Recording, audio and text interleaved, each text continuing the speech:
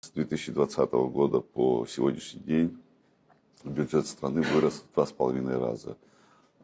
Значит, когда мы приходили на работу, бюджет страны был 4 миллиарда 800 миллионов. Сегодня этот бюджет составляет 12 миллиардов рублей. Мы намерены наращивать объем бюджета. Ну, понятно, что это происходит через создание благоприятных условий. В первую очередь нам необходимо посмотреть структурно, за счет чего и за счет кого формируется доходная часть бюджета.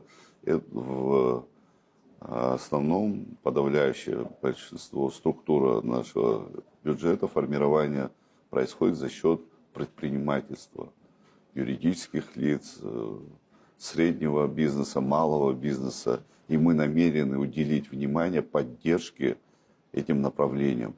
Вы знаете, что мы договорились, в том числе и с российскими коллегами, на 2025 год, на текущий год мы порядка 100 миллионов рублей направили на поддержку малого и среднего предпринимательства. Еще 100 миллионов рублей мы изыскали у себя в бюджете на поддержку.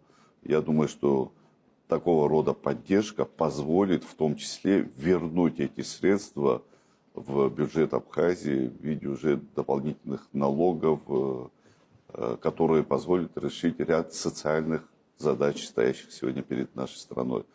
Только поддержка бизнеса, развитие экономики позволит увеличить доходную часть бюджета страны.